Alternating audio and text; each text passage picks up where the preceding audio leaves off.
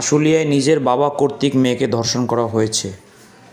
দর্শক দেখতে পাচ্ছেন আপনারা, সেই বাবাকে ধৃত করা হয়েছে এবং পুলিশ সেই বাবাকে আশুলিয়া থানায় নিয়ে যাওয়ার জন্য আসছে। বিষয়টি খুবই লজ্জাজনক, খুবই দুঃখজনক। নিজের আপন মেয়েকে ধর্ষণ করেছে। এটা যদি আমরা বুঝতাম যে অন্য কারো মেয়ে বা সৎ মেয়ে এরকম যদি কোনো বিষয় থাকতো, তাও হয়তো বা আমরা মনকে একটু সান্ত্বনা দিতে পারতাম যে এদিক ওদিক এটা হয়েছে। বাট আপনি দেখেন যে কুলাঙ্গার এই বাজে লোকটা কত যে সমাজের জন্য একটি খারাপ দৃষ্টান্ত স্থাপন করেছে। এটি মনে হয় খুবই বাজে একটি, যেটি আসলে শোধরাবার মতো নয়। আপনি দেখতে পাচ্ছেন সেই কুলাঙ্গারকে, সেই ধর্ষককে, যিনি তার নিজের মেয়েকে ধর্ষণ করেছেন এবং দীর্ঘদিন যাবৎ সেই ধর্ষণ চালিয়ে যাচ্ছিলেন। তাকে অলরেডি গ্রেপ্তার করা হয়েছে। আশা করি তাকে খুবই ভালোভাবে একটি শায়েস্তা যদি সমাজের উদাহরণ সুশাসন না করা যায়, তাহলে হয়তো বা সমাজে আরও বিরূপ কিছু আমরা দেখতে পাবো। আমার মনে হচ্ছে যে এটা কিয়ামতের লক্ষণ শুরু হয়ে গেছে, নইলে এই ধরনের ঘটনা বাংলাদেশে এটা কিভাবে সম্ভব। দেখতে পাচ্ছেন সেই ধর্ষককে গ্রেপ্তার করা হয়েছে পুলিশ কর্তৃক আইনের শাসন প্রতিষ্ঠা করার জন্য। দেখতে পাচ্ছেন সাধারণ মানুষও তীব্র ক্ষোভ প্রকাশ করছে। দর্শক, ঘটনাটি আজকে ঘটেছে এবং এটি আশুলিয়ার ঘটনা, নিজ মেয়েকে ধর্ষণের ঘটনা। এটি সাধারণ কোনো ঘটনা নয়। তিনি তার নিজ মেয়েকে বহুদিন যাবৎ ধর্ষণ করতেছে।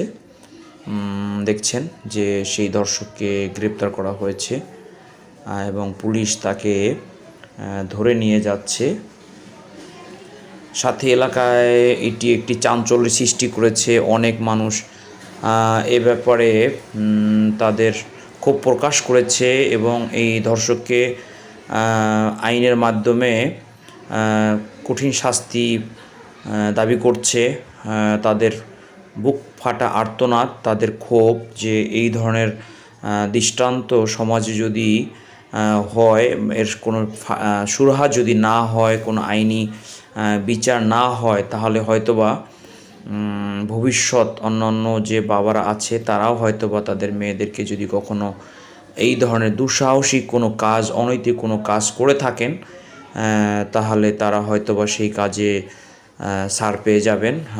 এই জন্য সাধারণ মানুষ এই ধর্ষকের ক্ষেত্রে কোনো ছাড় দিতে চায় না।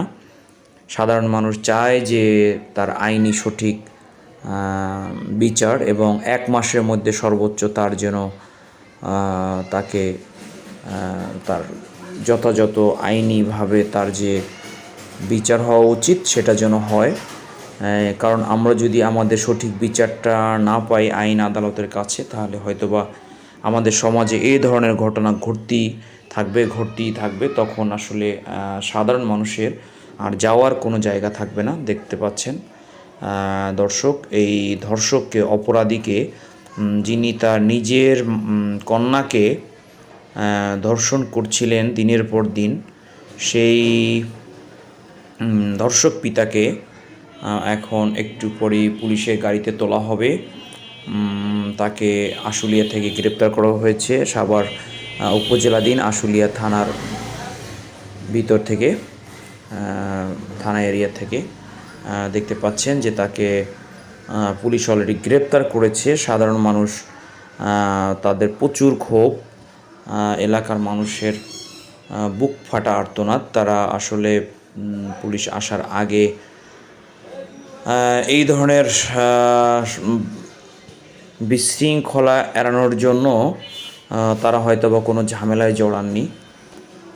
নইলে উনি যে কাজ করেছেন তাতে আসলে আমার মনে হয় ওনার আরও শাস্তি পাওয়া উচিত ছিল। আমরা প্রত্যাশা করি যে এই ধর্ষকের, সমাজে বিশৃঙ্খলাকারীর অবশ্যই কঠিন বিচার করা হবে এবং তার যথোপযুক্ত শাস্তি সে পাবে। এটি আমাদের সমাজের জন্য। দেখতে পাচ্ছেন যে তাকে অলরেডি গাড়িতে উঠানো হচ্ছে। অলরেডি তিনি গাড়িতে উঠেছেন এবং তার সাথে যারা অভিযোগকারী আছেন তারাও গাড়িতে উঠছেন এবং তার সাথে যারা পুলিশ সদস্য আছেন তারাও গাড়িতে উঠছেন। দেখতে পাচ্ছেন আপনারা। সমাজে যদি এ ধরনের চলতেই থাকে, সমাজ কোথায় যাবে, কার কাছে যাবে? একটি কন্যা সন্তানের সবথেকে বেশি নিরাপদ এবং একদম যেখানে তিনি এত নিরাপদ বোধ করেন, যেটি তার বাবার কোল, বাবার জীবন, যা বাবা ছাড়া অন্য কারো সাথে একটি মেয়ে কোনো অবস্থাতেই নিরাপদ না। সেই সর্বোচ্চ নিরাপদের জায়গা, নির্মল জায়গাটি আসলে আজকে নষ্ট হয়ে গেল। এটি সমাজে খুব খারাপ একটি দৃষ্টান্ত হয়ে গেল। মায়েরা আরও শঙ্কিত হয়ে গেল, মেয়েরা আরও তাদের tension grew higher and higher. এটা কোনো ক্রমেই প্রত্যাশিত নয়, এইটা আমরা কোনো অবস্থাতেই প্রত্যাশা করি না।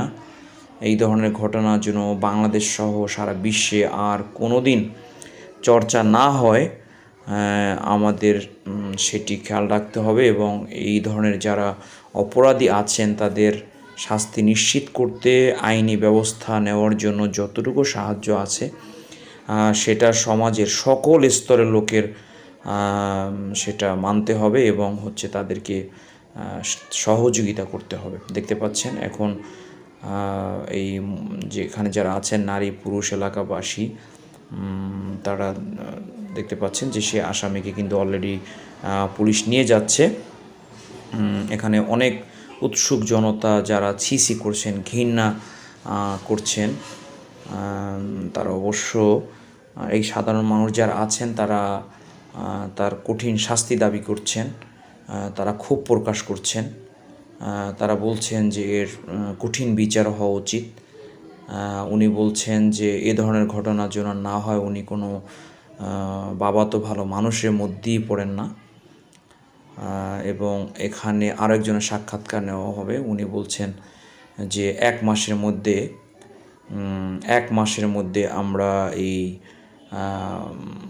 ধর্ষকের বিচার চাই, তাতে যেন কোনো অবস্থাতেই কালক্ষেপণ করা না হয়। আপনারা দেখতে পাচ্ছেন এখানে যারা উপস্থিত আছেন তাদের সাক্ষাৎকার, তারা কি বলছেন। এবং এই ভাই বলেছেন যে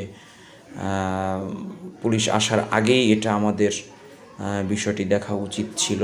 তার মানে বুঝতেই পারছেন সাধারণ জনতার রোষানলে পড়লে যা হয় আর কি, সেখান থেকে তিনি কিভাবে মুক্তি পেলেন। যাই হোক, আমরা চাই যে এর দ্রুত বিচার হোক এবং আইনিভাবে সে একটি দৃষ্টান্ত হয়ে থাকুক। কোনো মা, কোনো সন্তান, কোনো কন্যা সন্তান যেন শঙ্কিত, চিন্তিত না থাকে, অন্ততপক্ষে পরিবারে যারা আছেন তাদের থেকে। সবাই ভালো থাকবেন। ভিডিওটি অবশ্যই শেয়ার করে দিবেন এবং লাইভ